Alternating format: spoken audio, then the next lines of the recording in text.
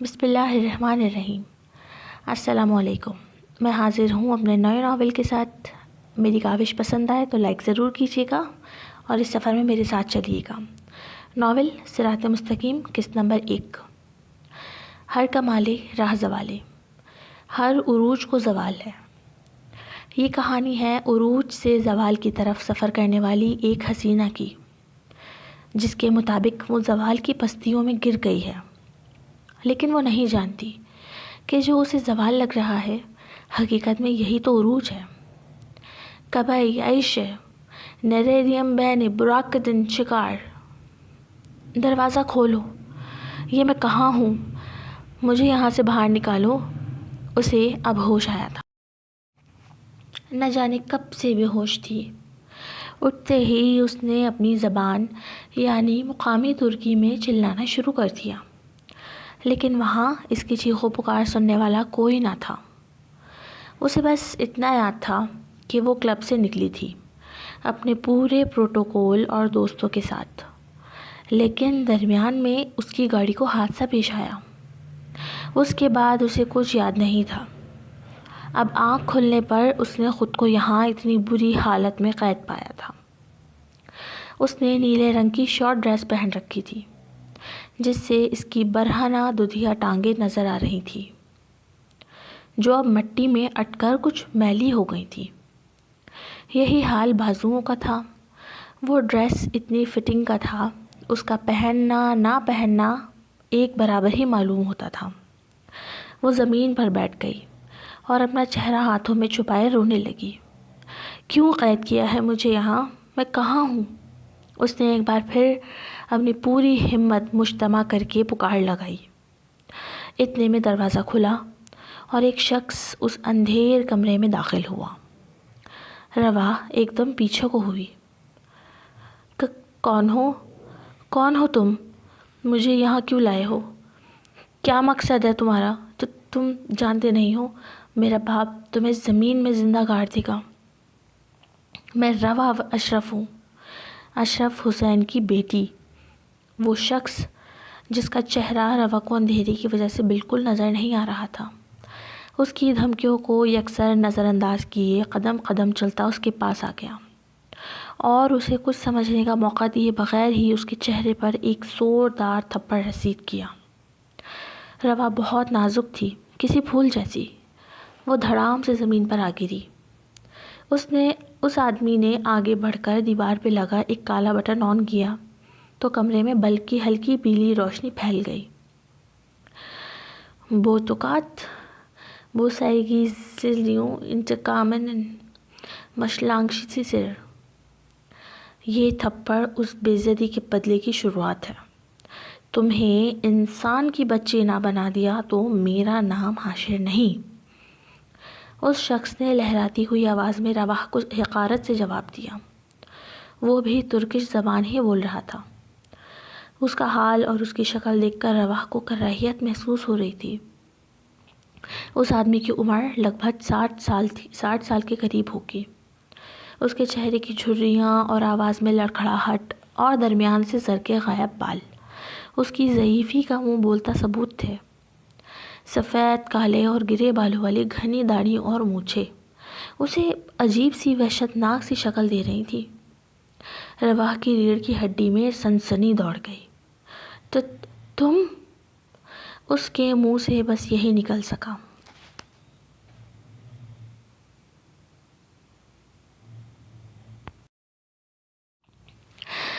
ترکی کا ایک مشہور نائٹ کلب، جہاں فحاشی اور بے حیائی کا بازار اپنے عروج کو پہنچ چکا ہے۔ بہت سے حسین چہروں میں ایک چہرہ سب سے ممتاز ہے، آبی رنگ آنکھوں پر کالے بال۔ یہ اس حسینہ کو ساحرہ بناتے تھے۔ کوئی اسے ایک بار دیکھتا تو لمحے بھر کے لیے ٹھہر کر ضرور دیکھنے پر مجبور ہو جاتا۔ یہ یونیک کمبینیشن جو عمومی طور پر پایا نہیں جاتا، ہلکے رنگ کی آنکھوں کے ساتھ ہمیشہ ہلکے رنگ کے بال ہوتے ہیں، لیکن اس کو یہ خاص حسن اسے اس کے ماں باپ کی طرف سے ورثے میں ملا۔ اپنی ہسپانوی ماں کی آنکھیں اور ترکش باپ کے کالے بال۔ اس کا جسم کلب میں چلنے والے اس گانے کے بولوں پر لے سے تھرک رہا تھا۔ جب وہ اپنے سر کو مستی میں جنبش دیتی تو اس کے بالوں کا جھولنا یوں ہوتا کہ وہاں موجود کئی دل دھڑک کر رہ جاتے۔ بہت سے مرد وہاں اس سے دوستی کے خواہش مند نظر آ رہے تھے، لیکن اس کلب میں جس جگہ وہ اپنی دوستوں کے ساتھ پارٹی کرنے اور ناچنے میں مصروف ہے، اس کے گرد 10 گارڈز نے گھیرا ڈالا ہوا ہے، بالکل چوکنا اور مستعدی، جو اس کی طرف اٹھنے والے ہوا کے جھونکے کو بھی بغیر اجازت اس تک پہنچنے نہیں دیتے تھے۔ ایک مشہور ماڈل اسپورٹس کار کی شوقین رواح اشرف، ترکی کے مشہور سیاستدان اشرف حسین کی اکلوتی بیٹی، سرپھری، مغرور اور بگڑی ہوئی امیرزادی، جسے شاید یہ بھی نہیں پتا کہ وہ کس مذہب سے تعلق رکھتی ہے یا اس کا کوئی مذہب ہے بھی کہ نہیں۔ یہ منظر ایک ایسے خوشحال مسلم ملک کا ہے جو عمارت اور دینداری میں ساری دنیا میں اپنی مثال آپ ہے، جہاں ہمیشہ سے بادشاہت قائم ہے۔ برونائی دارالاسلام۔ اس ملک کے عوام اپنے بادشاہ اور شہزادے سے اپنی جان سے زیادہ محبت اور عقیدت رکھتے ہیں۔ اس کی وجہ ہے ان کے سربراہان کا انصاف اور شرعی اصولوں سے اپنے ملک کو لے کر چلنے کا وہ انداز۔ اس ملک میں عوام کے لیے تعلیم اور علاج بالکل مفت ہے۔ یہ سہولیات ان کے بادشاہ کی طرف سے نسل در نسل انہیں میسر ہیں، اور اب بادشاہ سے زیادہ شہزادہ اپنی سخاوت، خوبصورتی اور دینداری کی وجہ سے ہر دل عزیز ہو گیا ہے۔ ٹریلینز ڈالر کی جائیداد کا مالک، جس کی کوئی نماز قضا نہیں ہوتی، جس کے لیے مشہور ہے کہ وہ عصر کی موقدہ سنتیں بھی محبت اور شوق سے پڑھتا ہے، جو عقل مند ہے، حسین ہے، سنہری آنکھوں والا، طاقت اور دانائی میں اپنی مثال آپ، شہزادہ سلیمان شہلوانی۔ رواح اپنے دوستوں کے ساتھ ناچ رہی تھی اور شراب سے بھی لطف اندوز ہو رہی تھی۔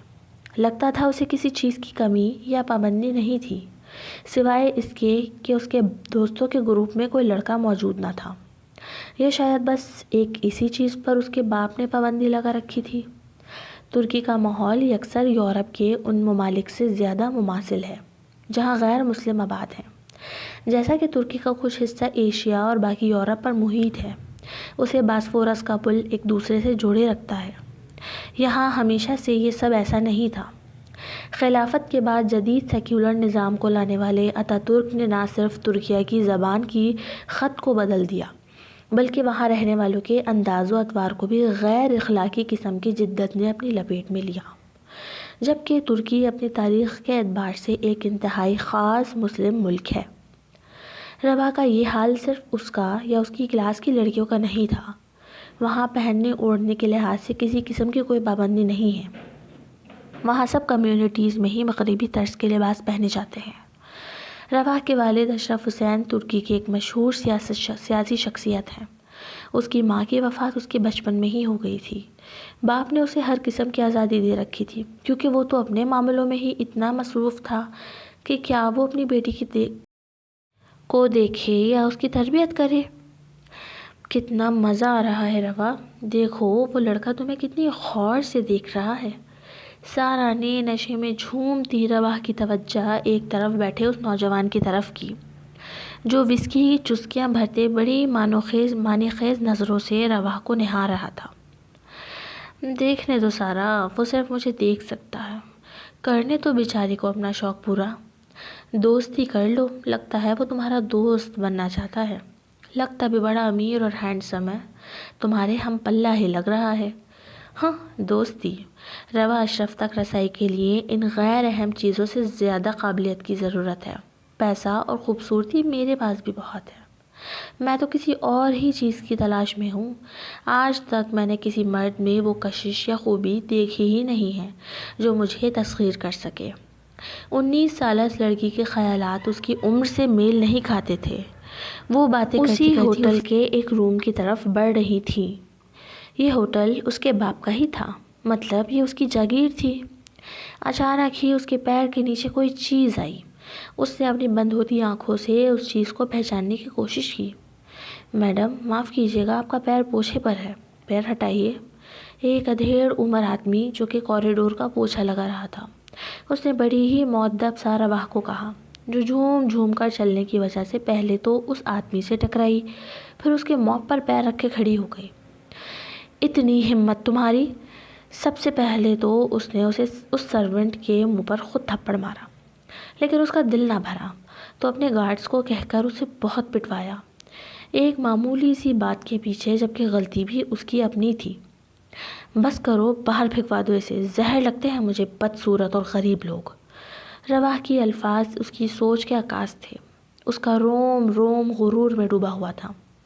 وہ تو اپنے دوستوں اور ارد گرد کے لوگوں کو نہیں بخشتی تھی، غلاموں جیسا سلوک تھا اس کا اپنے ہی دوستوں کے ساتھ، جو شاید بس اس کی چاپلوسی کے لیے اس کے ساتھ تھے۔ سب کسی نہ کسی مفاد کی وجہ سے ہی اس کے ساتھ رہنے پر مجبور تھے، نہیں تو اس کا اخلاق ایسا تھا کہ کوئی اس سے بات کرنا بھی پسند نہ کرے۔ اور پھر اس کے ساتھ وہ سب ہوا جو اس نے خواب میں بھی نہیں سوچا تھا۔ آج رواح کو اسکال کوٹری میں 2 دن ہو گئے تھے، اسے کسی نے پانی تک کا نہیں پوچھا تھا۔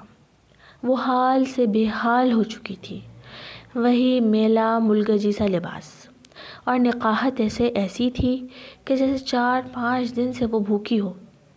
دروازہ پھر سے کھلا اور وہی بوڑھا جس نے خود کو حاشر کہہ کر پکارا تھا اس دن، وہ کمرے میں داخل ہوا۔ رواح کا نازک وجود کسی بے سدھ گٹھری کی مانند پڑا تھا۔ اس نے بے دردی سے پیر کی ٹھوکر سے ہلایا۔ اٹھو! وہی لہراتی لڑکھڑاتی آواز۔ رواح نے بامشکل سر اٹھایا۔ پانی! وہ بس اتنا کہہ سکی۔ اس کے حلق میں کانٹے پڑ رہے تھے۔ حاشر سامنے ہی کرسی ڈالے بیٹھا تھا، پانی اور کھانا بھی پاس ہی زمین پر رکھا تھا۔ وہ شخص جانتا تھا کہ اب وہ پیاس اور بھوک کی انتہاؤں کو پہنچ چکی ہوگی۔ اس نے پانی سے بھری بوتل کو زمین پر رکھ کر آگے بڑھایا تو وہ لڑکتی ہوئی رواح کے پاس آ گئی۔ رواح نے بےتاب ہو کر پانی پینا شروع کیا۔ وہ اتنی پیاسی تھی کہ ایک جھٹکے میں سارا پانی پی گئی۔ توانائی کی ایک لہر تھی جو اس میں دوڑ گئی تھی۔ اس نے حاشر کے سامنے ہاتھ جوڑے۔ مجھے گھر جانا ہے، مجھے جانے دو، مجھے معاف کر دو، جانے دو۔ اتنے سے وقت میں ہی اس کی عقل ٹھکانے آ گئی تھی۔ نہیں، ابھی تو بالکل نہیں۔ لو تمہارا انعام، تم نے ہاتھ جوڑ کر معافی مانگی ہے، مطلب تمہاری عقل میں کچھ تو فرق آ گیا ہے، تو انعام میں تمہیں کھانا ملے گا۔ وہ عجیب ہی لہجے میں بول رہا تھا۔ رواح نے اس کھانے کو دیکھا، لیکن ابھی اتنی بھوک لگی تھی کہ وہ سوکھی روٹی بھی اسے کوئی نعمت معلوم ہوئی، اور اس نے پاگلوں کی طرح کھانا شروع کر دیا۔ حاشر وہاں سے جا چکا تھا۔ رواح کو اب مکمل ہوش تھا۔ وہ بہت پریشان ہو رہی تھی اور حیران بھی کہ اس کا باپ، جس کی انگلیوں کے اشارے پر سارا ترکی چلتا ہے، وہ مجھے ڈھونڈنے میں ناکام کیسے ہو سکتا ہے؟ بابا آپ کہاں ہیں؟ آپ نے ابھی تک مجھے کیوں نہیں ڈھونڈا؟ ایک معمولی سے جمعدار نے مجھے اغوا کر لیا اور مجھے ابھی تک ڈھونڈ نہیں سکے آپ؟ وہ روتے ہوئے سوچ رہی تھی۔ وہ ابھی رو ہی رہی تھی کہ دروازہ پھر سے کھلا۔ لو نہاؤ اور اپنا یہ واہیات لباس تبدیل کرو۔ وہ اس کے منہ پر کپڑے مار کر چلا گیا تھا۔ وہ ایک لانگ فراک تھی جس کی آستینیں بھی پوری تھی اور اس کے ساتھ ایک عدد اسکارف بھی تھا۔ یہ کیوں پہنوں؟ میں کیوں پہنوں یہ تمبو جیسے کپڑے؟ کھانا کھانے سے نہ صرف اس کی توانائی اور عقل بحال ہوئی تھی، اس کی اکڑ بھی واپس آ چکی تھی۔ وہ بیٹھ کر چاروں طرف کا جائزہ لینے لگی تاکہ اپنی مدد آپ کے تحت ہی یہاں سے بھاگ نکلے۔ پھر اسے کمرے کے کونے سے سورج کی چند کرنیں چھن کر آتی دکھائی دی۔ وہاں ایک الماری تھی۔ اس نے سوچا کہ کسی طرح وہ الماری ہٹا کر اس کھڑکی سے باہر نکل جائے گی۔ وہ کھڑی ہوئی تو اسے یوں لگا جیسے سارا کمرہ ہی اس کے سر پر آ گرا ہے۔ سر ابھی بھی بہت بھاری تھا اور چکر سے بھی اس کا برا حال ہو رہا تھا۔ وہ واپس بیٹھ گئی، لیکن اسے اس قید خانے سے نکلنے کے لیے ہمت کرنی ہی تھی، تو واپس کھڑی ہوئی۔ اس نے ایک نظر اپنے حال پر ڈالی تو آج پہلی بار اسے اپنا لباس نامناسب سا لگا، کیونکہ اس اتنی شارٹ سی ڈریس میں وہ بھاگ نہیں سکتی تھی۔ اس نے ناچار وہ کپڑے پہن لیے، البتہ سر پر اسکارف لینے کی اسے زحمت نہ کی۔ اب وہ اپنے مومی ملائم ہاتھوں سے الماری کو ہٹانے کی سر توڑ کوشش کر رہی تھی، اور وہ کامیاب ہوئی تو پتہ چلا وہاں کھڑکی تو ہے لیکن موٹی موٹی لوہے کی سلاخوں سے بند۔ اسے بہت غصہ آیا، اتنی محنت کے باوجود ناکامی کا منہ جو دیکھنا پڑ گیا تھا۔ وہ غصے میں تنتناتی ہوئی دروازے کی جانب بڑھی تاکہ شور مچائے اور دروازہ پیٹے۔ وہ غصے سے آگے بڑھی اور ایک ہاتھ دروازے کے ہینڈل پر رکھا، دوسرا ہاتھ دروازہ پیٹنے کے لیے اٹھایا، لیکن یہ کیا، دروازہ تو لاک تھا ہی نہیں۔ جیسے ہی اس نے ہینڈل گھمایا دروازہ کھلتا چلا گیا۔ وہ دیوانہ وار باہر کی طرف نکلی تھی۔ وہ ویرانے میں ایک کمرہ ہی تھا، بالکل اسٹور نما، لیکن باہر کا منظر دیکھ کر تو رواح کی آنکھیں کھل گئیں۔ وہ کوئی کھیت یا کھلیان تھا جہاں دور دور تک ہریالی تھی۔ وہ استنبول شہر میں جس جگہ رہتی تھی وہاں دور دور تک ایسی کوئی جگہ نہیں تھی۔ اسے اب اندازہ ہو رہا تھا کہ وہ اپنے شہر سے دور ہے، جبھی اس کا باپ اسے ڈھونڈنے میں ناکام ہو رہا ہے۔ لیکن اب اس کے ذہن نے تیزی سے کام کرنا شروع کیا تھا۔ مجھے سڑک ڈھونڈنی چاہیے، روڈ پر کسی سے لفٹ مل جائے یا کوئی پرائیویٹ کنوینس کر کے گھر جانے کا ارادہ تھا اس کا۔ وہ جو اس آدمی کا حال کرنے کا ارادہ رکھتی تھی وہ بس وہی جانتی تھی۔ اس نے تیز تیز قدم اٹھائے اور ادھر ادھر نظریں بھی دوڑانے لگی۔ To be continue AW Urdu novels, don't copy my novel, اور اپنی پسندیدگی کا اظہار کیجیے، لائک کیجیے، کمنٹ کیجیے اور میرے ساتھ صراط مستقیم کے سفر پہ چلتے رہیے۔ اللہ حافظ، تھینک یو۔